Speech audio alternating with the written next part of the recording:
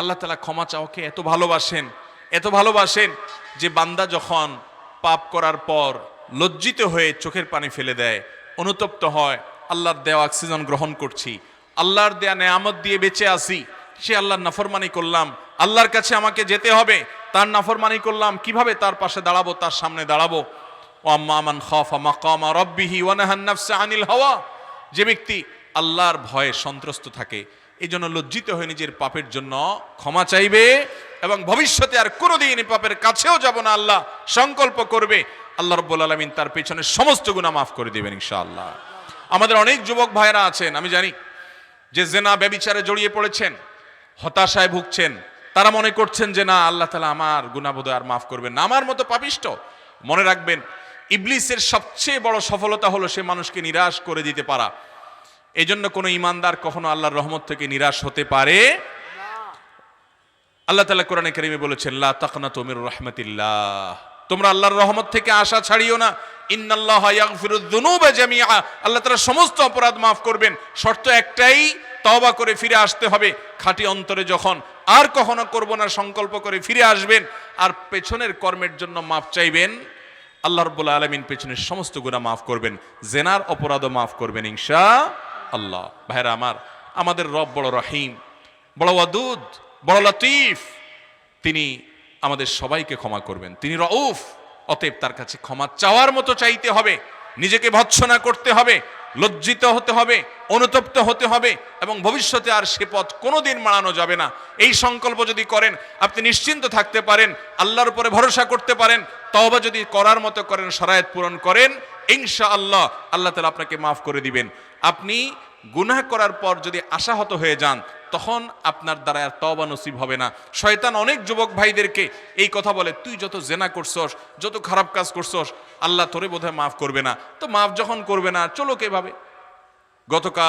গত পরশুদিন মদিনা এয়ারপোর্টে এক ভাই আমাকে প্রশ্ন পাঠালেন, বললেন, ভাই, একটা হাদিসে শুনলাম যে এতবার মদ পান করলে বা ওইটা মাফ করলে আল্লাহ তাআলা মাফ করবেন না।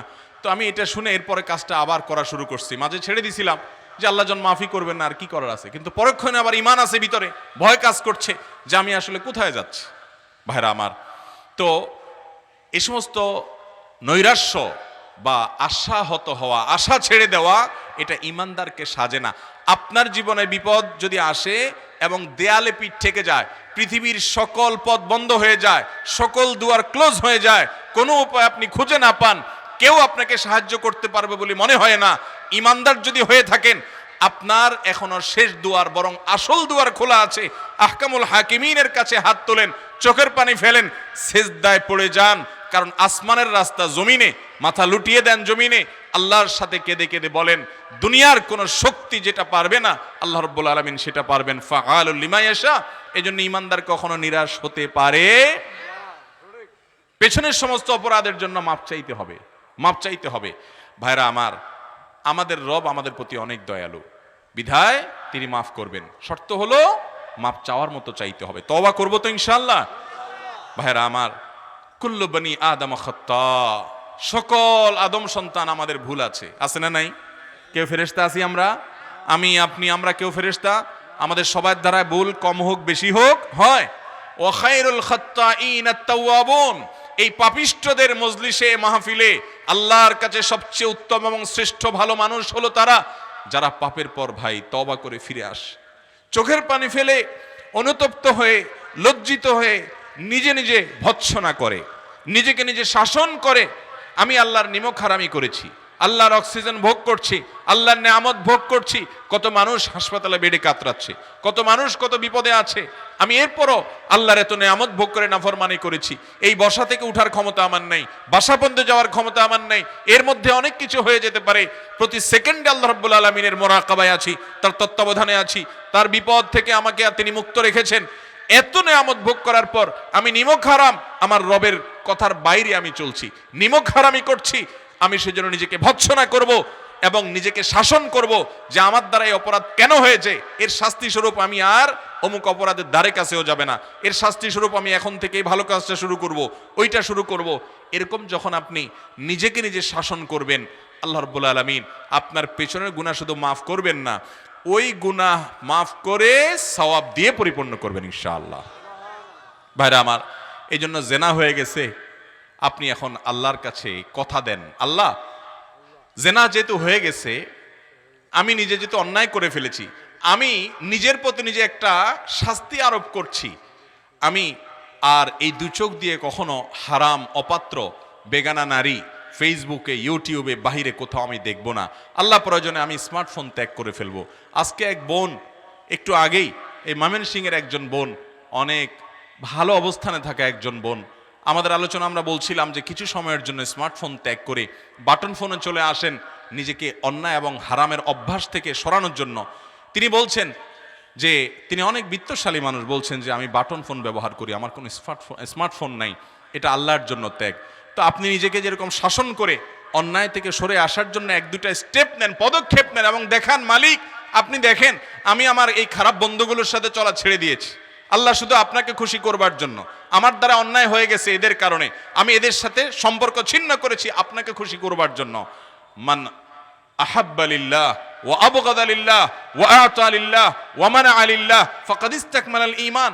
যে কাউকে কিছু দেয় আল্লাহর জন্য, দেওয়া বন্ধ করে দেয় আল্লাহর জন্য, কাউকে ভালোবাসে আল্লাহর জন্য, কিছু বন্ধু, কিছু ফ্রেন্ডকে ব্লক লিস্টে ফেলে দেয় আল্লাহর জন্য, কারণ ওরা আল্লাহর পথে যেতে বাধা হয়, তাদের সাথে চললে আল্লাহর পথে চলা যায় না। তো এই হিম্মত যেই যুবক করতে পারে, এই যুবক আল্লাহর জমিনে সবচেয়ে বড় আল্লাহওয়ালা নেককার মানুষ। ডক্টর খন্দকার আব্দুল্লাহ জাহাঙ্গীর রাহমাহুল্লাহ বলতেন যে আমার মতো দাড়ি পাকা বুড়ো তাহাজ্জুদ পড়ে যে পরিমাণ সওয়াব পাবো, তোমরা যুবকরা শুধু 5 ওয়াক্ত নামাজ পড়লে তার চেয়ে বেশি সওয়াব পাবা। চেষ্টা করবো না ইনশাআল্লাহ? মালিককে খুশি করবেন না ইনশাআল্লাহ? যুবক ভাইরা আমার, আল্লাহর নির্দেশে বাইরে সুখ নাই, শান্তি নাই, কোনো প্রকার তৃপ্তি নাই। আপনি যদি তৃপ্তি চান আল্লাহর গোলামি করেন, আল্লাহর গোলামিতে যে শান্তি এটা আর কোথাও নাই। আল্লাহ তাআলা আমাদের সবাইকে আল্লাহর গোলামির শান্তি পাওয়ার তৌফিক দান করুন। পাপাচার অপরাধ হয়ে গেলে নিরাশ হওয়া নয়, তওবা করব খাঁটি অন্তরে, আর কখনো সে পথ মাড়াবো না। যদিও কখনো মাড়ানো হয়ে যায়, সাথে সাথে আরো জোরে সোরে ভৎসনা করবো যে আমি আবার নিমুখারামি করেছি। এভাবে তওবা যদি ভেঙে যায়, সাথে সাথে রিনিউ করে ফেলতে হবে। আশা ছাড়া যাবে না যে বারবার ভাঙা যাচ্ছে, আমি কি করব না, আপনি বারবার তওবা করেন, আগের তওবার চাইতে পরের তওবা যেন স্ট্রং হয় সে চেষ্টা করেন। আল্লাহর গুণবাচক নাম হলো তাওয়াব। তাওয়াব আর তায়েবের মধ্যে পার্থক্য আছে ভাই। তাওয়াব মানে হলো বারবার রিপিটেডলি যিনি বান্দার তওবা কবুল করেন। অতএব আপনি নিরাশ হবেন না, হতাশ হবেন না। আল্লাহর কাছে তওবা করব তো ইনশাআল্লাহ। এই মজলিসে বসে মনে মনে একটা অপরাধ থেকে অন্তত তওবা করেন। আমি ফেসবুকে হারাম জিনিস আর দেখবো না, হারাম গান বাজনা, হারাম জিনিস আমি আর শুনবো না, খারাপ বন্ধুর সাথে আর চলবো না, আমি অমুক পথে আর যাব না, আমি ধূমপান ছেড়ে দেব, আমি অমুক কাজটা ছেড়ে দিব। একটা অন্তত অপরাধ ছেড়ে দেওয়ার তওবা করেন। চেষ্টা করবেন না ইনশাআল্লাহ?